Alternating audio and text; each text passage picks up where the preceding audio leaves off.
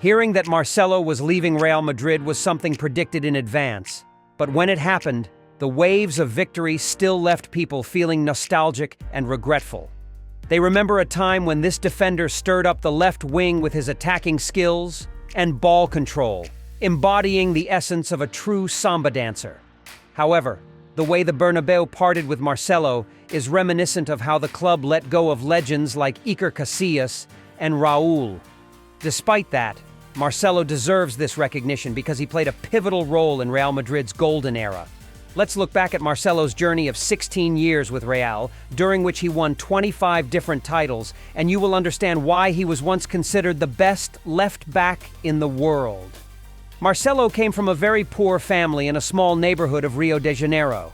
His start in football was with the futsal club Canto do Rio, a local club formed by his uncle and others in the community to bring joy and purpose to children and steer them away from the prevalent social vices. Marcelo quickly caught the attention of bigger clubs in Rio, including Fluminense. Marcelo transitioned from futsal to 11-a-side football, and his talent became evident. After just a year and a half and around 31 matches with Fluminense, European clubs began to take notice. Sevilla, the Andalusian club from Spain, was among the first to approach Fluminense and even reach preliminary agreements. However, Marcelo heard a rumor that Real Madrid was interested in him. Upon confirming this, Marcelo knew there was only one place he wanted to go: the Bernabeu. Transfer master Monchi, Sevilla's sporting director, still views the failed transfer of Marcelo as one of his career's most frustrating losses. Marcelo was almost on the plane to sign with Sevilla, but he chose Real Madrid, Monchi recalled. Marcelo's transfer was completed suddenly, and he found himself at Madrid to sign the contract. It was even more surprising to see 55,000 spectators come to see him step onto the field with a country boy from a poor Brazilian family. During his unveiling at Real Madrid in January 2007, then-President Ramon Calderón emphasized, "Marcelo is an important signing for us. He is a young player who will bring freshness to the team and be an integral part of our plans. We are very happy that Marcelo is the pearl that half of Europe craves the real thing." Many fans and critics saw him as a potential successor to the legendary Roberto Carlos at both Real Madrid and Brazil in the position of left-back. Therefore, even though he should have gone to Europe, and at the age of 19, Marcelo should have spent time playing for Casillas, but he started training with the first team under Fabio Capello's management, competing with big names like Carlos, Fabio Cannavaro, David Beckham, and Ronaldo. Even when Real Madrid considered loaning him out to gain experience in La Liga, Marcelo chose to stay and not mind sitting on the bench. He wanted to stay competitive and fight for his place.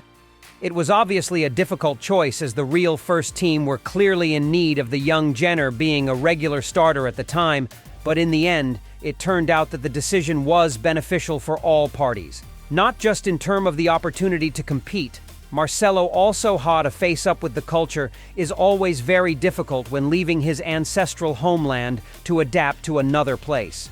Transitioning from his native Brazil to Europe was challenging for Marcelo due to cultural differences and the colder climate. Luckily, Roberto Carlos, his childhood idol, was still at Real Madrid, unlike others when playing on the beaches. Marcelo disguised Carlos instead of Ronaldo de Lima, Pelé, Garrincha. When the first time meeting between Marcelo and Carlos, the story went that he was speechless and couldn't utter a word. He just stared at his idol with eyes of admiration. Marcelo was a very shy boy at that time. Roberto Carlos was the most important person who had the biggest impact on Marcelo's early days in Real Madrid.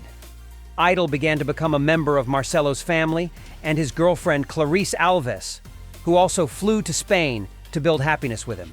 The first time they met, they gave Marcelo his phone number and said to call him immediately if he and his girlfriend needed anything.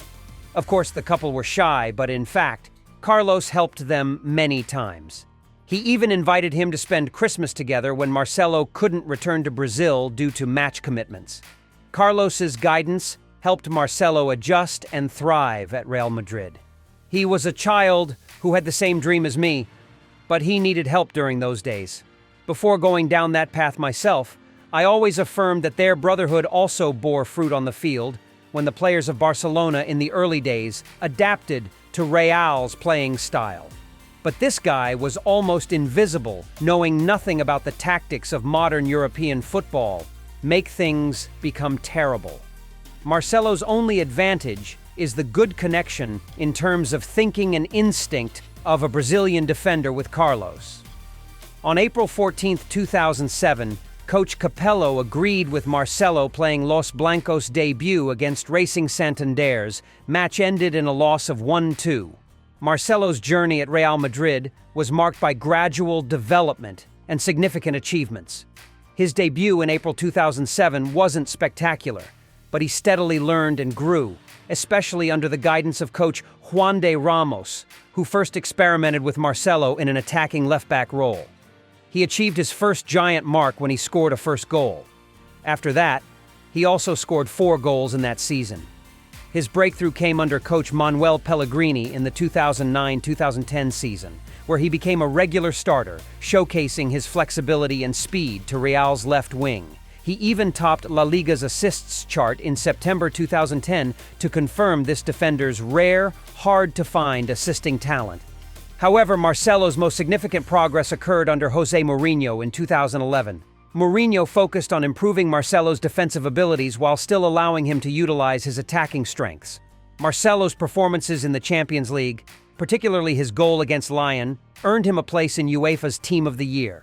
Marcelo became one of his favorite players and also used this player the 9th. That evidence speaks of the class and stability of the Brazilian defender who has never been recruited at a cheap price.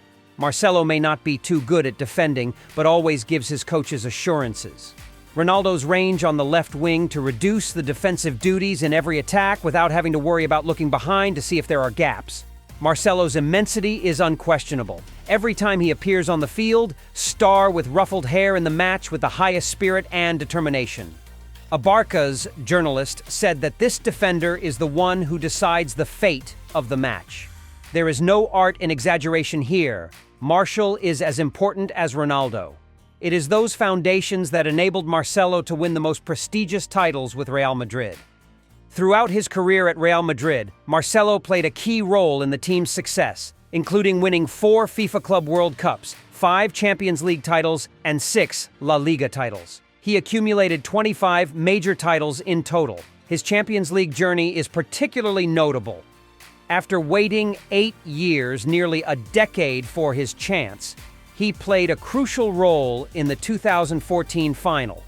Why did he have to sit on the bench even though he played 4 consecutive matches on the journey to the final that year? But the coach, Carlo Ancelotti, at that time, put his faith in Fabio Coentrao, who played excellently in a place with difficult semi-finals.